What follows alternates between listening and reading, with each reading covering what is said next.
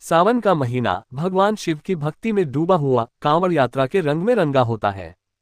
इस दौरान लाखों शिव भक्त हरिद्वार, गंगोत्री और गौमुख से गंगा जल लेकर अपने स्थानीय शिव मंदिरों में जलाभिषेक करने निकलते हैं।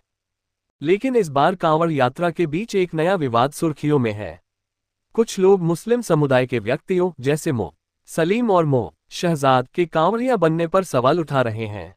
यह मुद्दा न केवल धार्मिक भावनाओं को छू रहा है बल्कि सामाजिक समरसता और सांप्रदायिक एकता पर भी बहस छेड़ रहा है। आखिर मो सलीम और मो शहजाद जैसे लोग कांवड़ यात्रा में क्यों शामिल हो रहे हैं?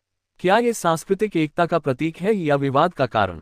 कांवड़ यात्रा, जो हिंदू धर्म में भगवान शिव की भक्ति का प्रतीक है, सावन मास में शुरू होती है। इस साल 11 जुलाई 2025 से शुरू हुई यह यात्रा उत्तर प्रदेश, उत्तराखंड, हरियाणा, दिल्ली और राजस्थान जैसे राज्यों में जोर शोर से चल रही है। अनुमान है कि इस बार हरिद्वार में 4 करोड़ से अधिक कांवड़िए गंगा जल लेने पहुंच सकते हैं। इस पवित्र यात्रा में बोल बम के जयकारे गूंजते हैं और सड़कों पर भक्ति का माहौल होता है। लेकिन हाल के वर्षों में कुछ घटनाएं, जैसे कांवड़ियों का हिंसक व्यवहार या धार्मिक आधार पर विवाद, इस यात्रा की शांति और पवित्रता पर सवाल उठाते हैं। मो सलीम और मो शहजाद की कहानी इस संदर्भ में विशेष रूप से चर्चा में है। एक वायरल वीडियो में, जिसे धर्मयुद्ध शीर्षक के तहत सोशल मीडिया पर साझा किया गया, ये सवाल उठाया गया कि मुस्लिम समुदाय के लोग कांवड़ यात्रा में कैसे शामिल हो सकते हैं। ये वीडियो उस समय और चर्चा में आया जब कुछ संगठनों ने मुस्लिम कारीगरों द्वारा बनाई गई कांवड़ के उपयोग पर आपत्ति जताई।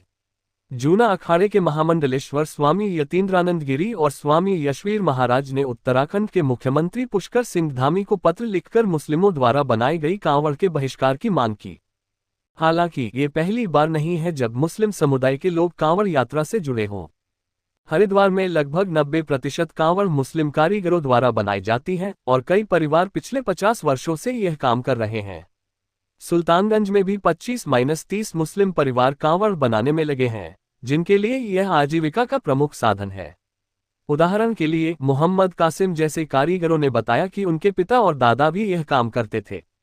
यह दिखाता है कि कांवड़ यात्रा न केवल धार्मिक बल्कि सामाजिक और आर्थिक रूप से भी समुदायों को जोड़ती है। इसके अलावा कुछ मुस्लिम व्यक्ति कांवड़ यात्रा में सक्रिय रूप से भाग लेते हैं। प्रतापगढ़ के रहमान अली पिछले 6 साल से अपने हिंदू दोस्तों के साथ बैजनाथ धाम की कांवड़ यात्रा में शामिल हो रहे हैं। उनकी कहानी सामाजिक समरसता की मिसाल है। रहमान का कहना है कि वह अपनी धार्मिक आस्था को बनाए रखते हुए हिंदू संस्कृति का सम्मान करते हैं। उनके दोस्त प्रभात चौधरी भी उनकी इस भावना की सराहना करते हैं। यह उदाहरण उन लोगों के लिए जवाब है जो धर्म के नाम पर नफरत फैलाने की कोशिश करते हैं। लेकिन विवाद भी कम नहीं है। मुजफ्फरनगर में स्वामी यशवीर महाराज ने कांवड़ियों से मुस्लिम कारीगरों की कांवड़ न खरीदने की अपील की, जिसका वीडियो वायरल हुआ। इसके जवाब में कई कांवड़ियों ने कहा कि कांवड़ बनाने वाला कोई भी हो, उनकी भक्ति में कोई फर्क नहीं पड़ता। ये बहस दर्शाती है कि जहां कुछ लोग धार्मिक आधार पर विभाजन चाहते हैं, वहीं कई लोग एकता और समावेशिता के पक्षधर हैं। उत्तराखंड के मुख्यमंत्री पुष्कर सिंह धामी ने इस यात्रा को सुरक्षित और सुचारू बनाने के लिए कई कदम उठाए हैं, जैसे ऑपरेशन कालनेमी, जिसका उद्देश्य फर्जी पहचान वालों को पकड़ना और सनातन धर्म को नुकसान पहुंचाने वालों पर नजर रखना है। लेकिन सवाल यह है कि क्या ऐसी पहले सामाजिक एकता को बढ़ावा देती है या अनजाने में विवाद को और हवा देती है? मो सलीम और मो शहजाद जैसे नामों के उभरने से यह स्पष्ट है कि कांवड़ यात्रा अब केवल हिंदू समुदाय तक सीमित नहीं है। यह एक ऐसी परंपरा बन रही है जो विभिन्न समुदायों को जोड़ती है, चाहे वह कांवड़ बनाने में हो या यात्रा में भाग लेने में। ये भारत की मिश्रित संस्कृति का प्रतीक है, जहां भक्ति और एकता धर्म की सीमाओं से परे जाती है।